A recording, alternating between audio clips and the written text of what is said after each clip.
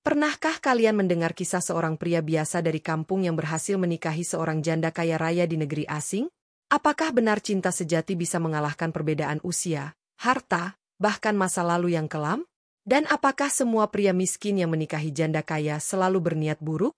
Cerita ini akan membawa kita menelusuri kehidupan seorang TKI di Jepang, bukan hanya tentang asmara, tapi juga tentang rahasia, pengkhianatan, dan keberanian untuk berubah. Dengarkan kisah ini sampai akhir. Karena di balik kemewahan dan cinta yang terlihat sempurna, tersembunyi rahasia yang nyaris menghancurkan segalanya. Hujan turun deras malam itu di Tokyo.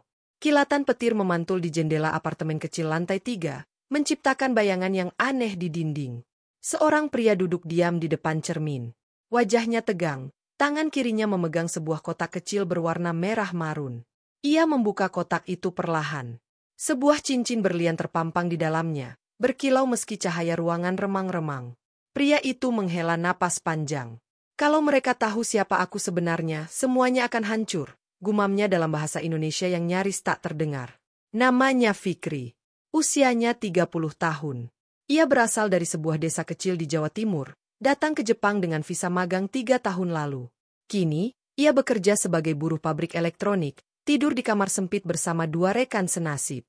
Tapi nasib Fikri akan segera berubah. Di sela deru hujan dan bunyi kereta di kejauhan, ia menatap cincin itu seperti menatap masa depan yang tak pasti. Esok hari, ia akan melamar seorang wanita yang tak hanya lebih tua darinya, tapi juga jauh lebih kaya, terpandang, dan berkebangsaan Jepang. Namanya Yuko Arai. Seorang janda pemilik butik perhiasan mewah di distrik Shibuya. Tapi siapa sebenarnya Fikri? Apakah niatnya murni cinta? Atau ada sesuatu yang ia sembunyikan? Pagi harinya, matahari muncul malu-malu dari balik awan. Di sebuah taman kota yang rindang, Fikri duduk di bangku kayu sambil melukis. Kuas di tangannya bergerak pelan, mengguratkan langit yang kelabu dan matahari yang redup. Seorang wanita berambut sebahu dan bergaun krem mendekat. Apa yang sedang Anda lukis? Tanyanya lembut dalam bahasa Jepang. Langit yang tak pernah jenuh menunggu matahari, seperti seseorang yang kehilangan, jawab Fikri, tanpa menoleh. Wanita itu tersenyum. Indah sekali. Saya suka lukisan yang melankolis. Itulah pertemuan pertama Fikri dan Yuko.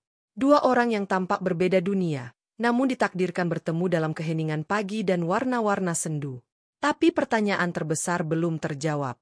Kenapa pria biasa seperti Fikri bisa menarik hati seorang janda kaya seperti Yuko?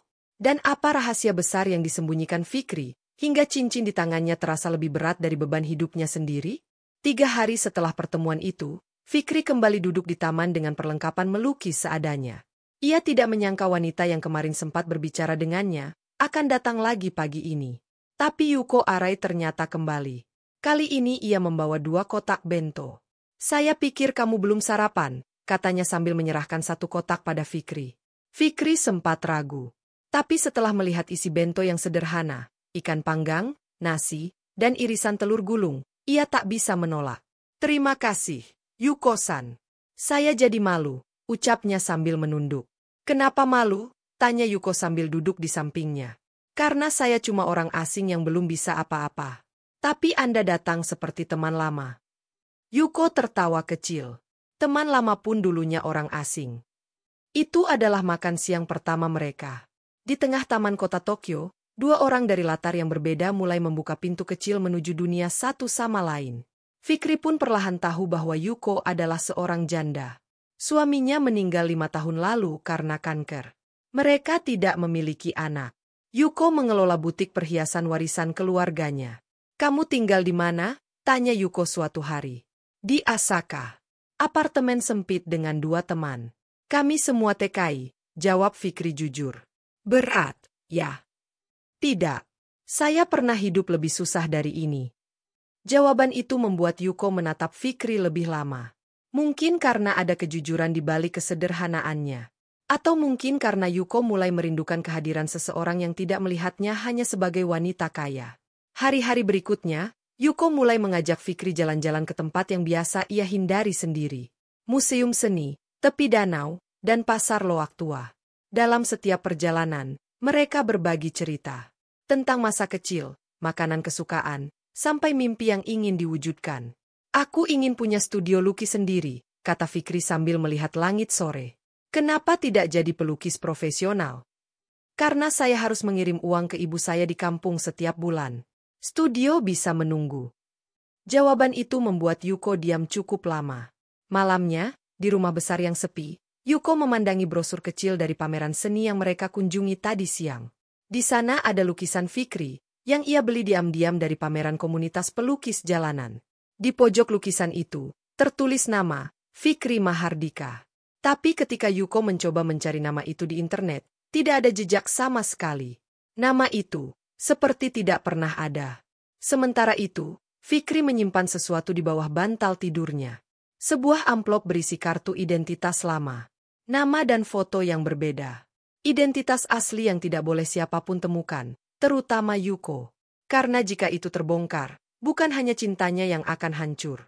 Beberapa minggu setelah kedekatan mereka, Fikri mulai merasa dirinya tidak lagi sekadar teman taman bagi Yuko. Wanita itu kini sering mengirim pesan, menanyakan kabar, bahkan datang ke tempat tinggal Fikri hanya untuk membawakan makanan. Tentu saja Yuko tidak pernah masuk, hanya menunggu di luar pagar apartemen sempit itu. Suatu sore, saat langit mulai memerah, mereka duduk di sebuah kedai teh tua di kawasan Shinjuku. Yuko menatap Fikri yang sedang menggambar sesuatu di kertas serbet. Kau tahu, Fikri, aku bisa membantumu keluar dari pekerjaan pabrik itu, kata Yuko pelan. Fikri menoleh, sedikit terkejut. Apa maksudmu? Di butikku sedang butuh orang. Bukan pekerjaan besar, hanya membantu urusan katalog dan inventory. Tapi kau bisa belajar banyak tentang seni perhiasan. Dan yang terpenting, kau akan punya waktu lebih untuk melukis. Fikri diam. Dalam pikirannya, tawaran itu terlalu mewah untuk pria sepertinya. Ia menatap mata Yuko, mencari apakah ada niat tersembunyi di balik ucapannya. Tapi yang ia temukan hanya ketulusan. Saya tidak yakin pantas bekerja di tempat sekelas itu. Kau tidak perlu merasa rendah. Yang kau punya, banyak orang kaya tidak memilikinya, ketulusan. Tawaran itu mengubah arah hidup Fikri. Beberapa hari kemudian, ia resmi keluar dari pabrik dan mulai bekerja di butik Yuko, Arai Games Atelier. Sebuah toko elegan di tengah distrik elit Shibuya. Di sana, Fikri bertemu dunia baru, klien-klien kaya, koleksi perhiasan berlian, dan sistem bisnis yang rumit. Namun Yuko selalu ada di sampingnya, membimbing dan memberi ruang untuk belajar. Kadang, Yuko memperkenalkannya sebagai rekan kerja dari Indonesia, kadang hanya sebagai teman baik. Tapi gosip mulai berhembus di kalangan staf butik. Si anak muda itu pasti simpan sesuatu. Jangan-jangan dia cuma numpang hidup. Apa dia tahu Yuko-san itu janda dari keluarga tua Tokyo? Fikri mendengarnya. Tapi ia memilih diam. Yang lebih mengganggunya bukanlah gunjingan orang, tapi masa lalunya sendiri. Ia tahu, terlalu lama berdekatan dengan Yuko bisa membahayakan segalanya. KTP palsu yang ia gunakan saat pertama datang ke Jepang, kini menjadi beban yang makin berat. Di malam hari, ia sering memandangi cincin berlian kecil di etalase butik. Bukan karena nilai barangnya, tapi karena ada satu cincin di sana yang dibuat khusus oleh Yuko sendiri, dengan ukiran huruf F dan Y di dalam lingkarannya. Lalu suatu malam, ketika mereka berdua sedang membereskan toko, Yuko berkata tanpa memandang Fikri. Fikri, kalau aku bilang, aku ingin kamu selalu ada di sini. Bukan sebagai karyawan, tapi sebagai pasangan. Apa kamu akan lari? Jantung Fikri nyaris berhenti. Ia tak bisa langsung menjawab. Ruangan yang tadi terasa hangat kini seolah mencekik. Yuko menoleh. Aku serius. Fikri menatap matanya. Dalam hati, ia ingin berkata ya. Tapi bibirnya kaku. Karena ia tahu jika ia menerima, maka semua kebohongan yang ia simpan harus dikubur lebih dalam. Tapi sampai kapan? 2 bulan setelah pengakuan itu, Fikri dan Yuko menikah. Upacara berlangsung diam-diam di sebuah kuil kecil di Kyoto, hanya dihadiri 2 orang saksi dari pihak kuil dan seorang teman lama Yuko sebagai penjamin administratif. Tidak ada pesta, tidak ada undangan. Hanya 2 hati yang menyatukan harapan dalam kesunyian musim gugur. Fikri mengenakan setelan jas abu-abu tua. Di sisinya, Yuko tampak anggun dalam kimono putih berlapis merah. Saat mereka saling mengucap janji, tangan Fikri sedikit gemetar. Tapi senyum Yuko membuatnya tenang. Setelah prosesi, mereka tinggal bersama di rumah besar peninggalan keluarga Arai, di daerah Meguro. Rumah itu seperti dunia lain bagi Fikri, lantai kayu bersih mengilap, taman belakang yang rapi, dan ruang kerja pribadi berisi rak-rak lukisan. Aku ingin kamu melukis di sini setiap hari, kata Yuko sambil membuka tirai besar yang menghadap ke kebun bambu. Hari-hari mereka tampak sempurna. Fikri perlahan belajar dunia bisnis perhiasan dari dalam. Ia mulai menyentuh desain, memilih batu, bahkan mendampingi Yuko dalam sesi pertemuan dengan klien besar. Namun di balik segala keindahan itu, bisik-bisik tetap berhembus dari luar. Jadi benar dia menikahinya. Kau yakin bukan karena harta? Janda kaya, pemuda asing cerita lama yang berulang. Yuko tidak peduli. Tapi Fikri mulai merasa gelisah. Bukan karena gosip, tapi karena masa lalunya sendiri yang semakin menghantui. Suatu malam, saat membersihkan lemari kerjanya, Fikri menemukan kotak tua milik Yuko. Di dalamnya ada album lama, foto-foto Yuko bersama mendiang suaminya, dan satu surat yang belum dibuka. Surat itu berasal dari kantor pajak, bertanggal 2 tahun lalu. Fikri tidak membacanya. Tapi sejak malam itu, ia mulai bertanya, apa Yuko juga menyimpan rahasia? Di sisi lain, sebuah surat dari KBRI Indonesia akhirnya tiba di rumah mereka. Surat itu ditujukan langsung ke nama asli Fikri, bukan nama palsunya yang terdaftar dalam dokumen pernikahan. Surat itu ditempel dengan cap merah, data perlintasan dan identitas dicurigai tidak sah. Fikri menyimpannya di balik lukisan dalam studio. Belum berani bicara kepada siapapun. Ia takut. Takut kehilangan Yuko. Takut kehilangan dunia yang baru mulai ia genggam. Namun yang tak disadari Fikri, Yuko sudah melihat surat itu sehari sebelum ia menyembunyikannya. Dan sejak malam itu, Yuko mulai memandangi Fikri dalam diam, seolah menunggu apakah cinta mereka cukup kuat untuk menahan badai yang akan segera datang. Udara musim dingin mulai menggigit Meguro. Pohon-pohon yang dulu rimbun kini meranggas, menyisakan bayangan kelabu yang jatuh di halaman rumah Fikri dan Yuko. Suasana rumah itu pun berubah. Tak ada lagi tawa santai saat sarapan. Tak ada lagi obrolan ringan sebelum tidur. Yuko menjadi pendiam. Ia masih melakukan rutinitas seperti biasa, tapi sikapnya dingin, senyumnya tipis. Fikri merasa ada jarak yang tumbuh diam-diam di antara mereka. Suatu malam, ketika Fikri pulang dari toko, ia menemukan meja makan sudah tertata rapi. Ada sup miso, ikan panggang, dan 2 mangkuk nasi. Yuko duduk di ujung meja, memegang sebuah amplop putih. Apa ini? Tanya Fikri pelan. Surat dari KBRI. Sudah kubaca. Maaf. Fikri terpaku. Napasnya tertahan. Aku tahu nama aslimu bukan Fikri Mahardika, lanjut Yuko. Dan kau bukan datang ke Jepang secara sah, kan? Ruangan itu terasa sunyi. Hanya suara jam dinding yang berdetak pelan. Fikri menunduk. Saya tidak berniat menipu. Saya hanya ingin bertahan hidup. Kenapa tak pernah jujur padaku? Fikri mengangkat wajahnya, matanya mulai memerah. Karena saya takut. Takut kalau kamu tahu saya dulunya buruh gelap, masuk Jepang pakai jalur calo, kerja serabutan dengan identitas palsu. Saya pikir kamu akan meninggalkan saya. Yuko menatap Fikri lama. Lalu bagaimana dengan pernikahan kita? Itu berarti tidak sah secara hukum. Saya akan memperbaiki semuanya. Saya bersumpah, Yu. Tapi cinta tak bisa diperbaiki dengan surat, Fikri. Kata-kata itu menghantam lebih keras dari tamparan. Fikri mencoba mendekat, tapi Yuko bangkit dari kursinya. Aku mencintaimu, Fikri. Tapi jika semua dimulai dengan kebohongan, bagaimana kita bisa melangkah ke depan? Fikri menggenggam tangannya. Saya akan ke KBRI. Saya akan menyerahkan identitas asli saya. Saya akan jalani proses hukum. Apapun risikonya. Saya tidak ingin hidup dalam kebohongan lagi. Yuko menatap matanya. Ada air di sudut matanya yang belum jatuh. Aku butuh waktu.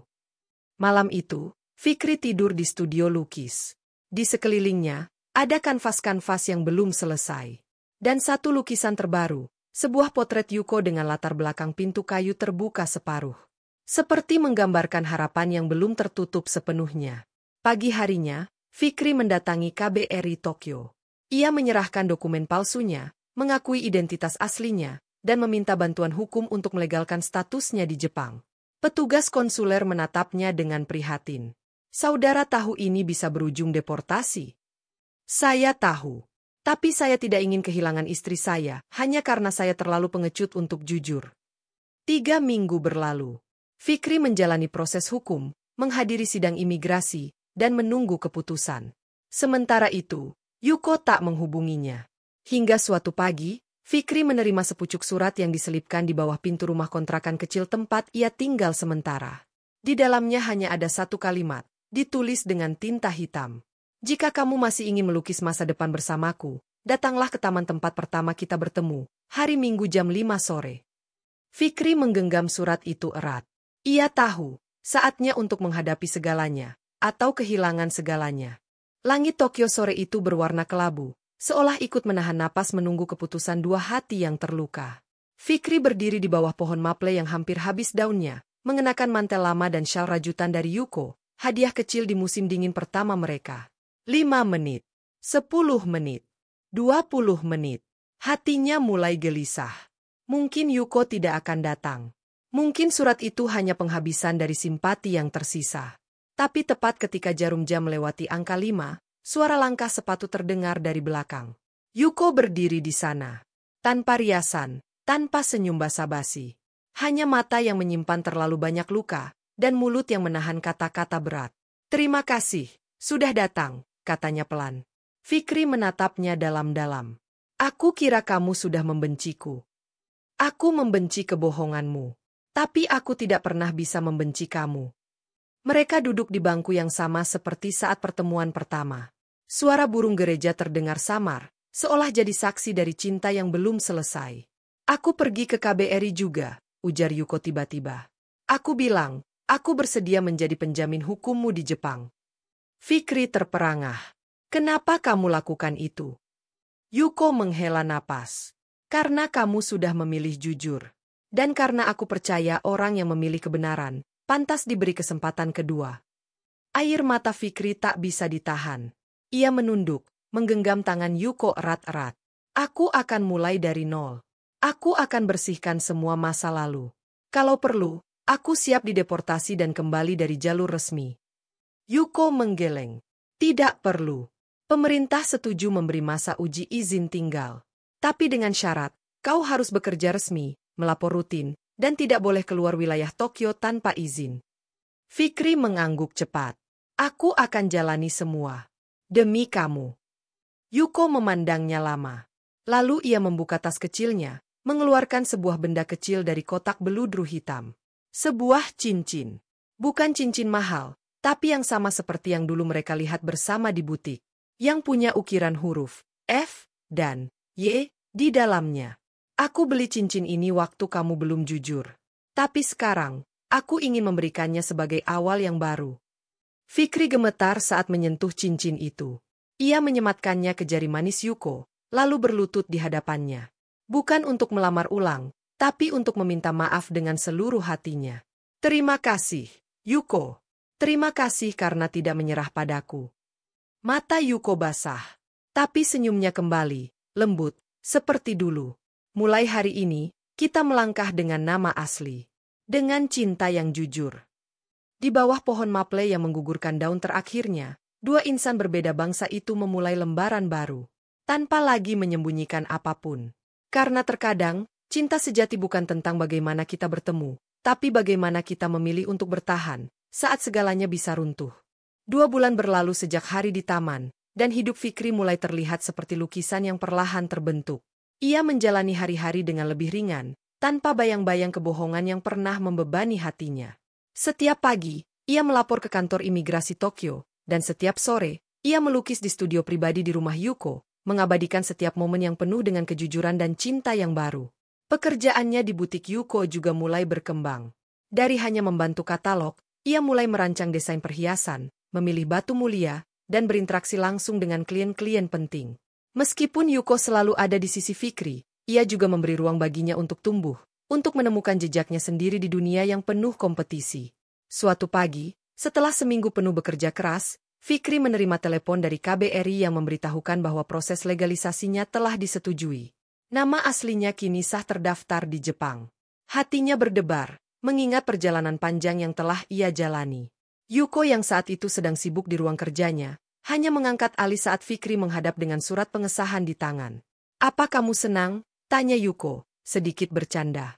Fikri hanya tersenyum, berjalan mendekat dan menyerahkan surat itu. Ya, aku senang. Tapi lebih dari itu, aku bersyukur. Aku tak pernah membayangkan bisa sampai sejauh ini. Yuko menatapnya dengan tatapan yang penuh arti, lalu tersenyum lebar. Aku percaya pada keputusanmu, Fikri. Kamu lebih dari yang aku bayangkan. Hari itu, mereka merayakan kemenangan kecil mereka dengan makan malam sederhana di rumah. Tidak ada pesta mewah, hanya kebahagiaan yang terjalin dari dua hati yang akhirnya bisa berdiri tegak di jalan yang benar. 1 bulan kemudian, Fikri kembali ke Indonesia untuk mengurus beberapa urusan keluarga dan menutup masa lalu yang masih tersisa. Selama perjalanan itu, ia merasa ada yang berbeda. Tanpa beban rahasia yang membelenggunya, ia bisa berbicara dengan jujur kepada ibunya, kepada teman-temannya di kampung, dan bahkan kepada dirinya sendiri. Namun, saat kembali ke Jepang, ia merasa ada sesuatu yang mengganjal. Yuko, meskipun tetap perhatian, mulai tampak tertekan. Seringkali ia menghindari percakapan serius. Fikri mulai curiga, tapi ia tidak ingin terburu-buru menanyakan. Suatu malam, ketika mereka duduk berdua di ruang tamu rumah, Yuko akhirnya membuka suara. Aku merasa kita sudah banyak berubah, Fikri, katanya dengan suara lembut. Aku sudah memberi kamu kesempatan kedua, dan kamu juga sudah memberi aku banyak harapan. Tapi kadang, aku merasa kita masih berada di jalan yang belum sepenuhnya kita pahami. Fikri menatapnya, mencari apa yang tersembunyi di balik kata-kata itu. Ada yang salah? Tanyanya. Yuko menggenggam tangannya. Aku hanya ingin memastikan, kita tak akan mengulang kebohongan apapun lagi. Tidak hanya tentang masa lalu, tapi juga tentang masa depan kita. Fikri mengangguk pelan. Aku tahu. Dan aku janji, apapun yang terjadi, aku akan selalu jujur padamu. Yuko tersenyum, air mata menetes dari matanya. Aku mencintaimu, Fikri. Dan aku ingin kita berjalan bersama, lebih jauh lagi, tanpa ada yang disembunyikan. Di ruang itu, hanya ada kedamaian yang menenangkan. Dua hati yang telah melewati badai, kini bersiap untuk meraih mimpi bersama. Tidak ada lagi kebohongan yang memisahkan mereka. Hanya cinta yang terus menguat, seperti lukisan indah yang tengah diselesaikan dengan penuh ketulusan. Cerita ini berakhir bukan dengan akhir yang sempurna, tetapi dengan awal yang lebih baik. Fikri dan Yuko kini tahu bahwa cinta yang dibangun di atas kejujuran dan keberanian untuk menghadapi masa lalu adalah cinta yang tahan lama. Mereka berdua melangkah bersama, siap menghadapi segala tantangan, karena mereka tahu, di setiap langkah mereka, ada satu hal yang pasti, kejujuran akan selalu menjadi fondasi terkuat dalam membangun hidup bersama.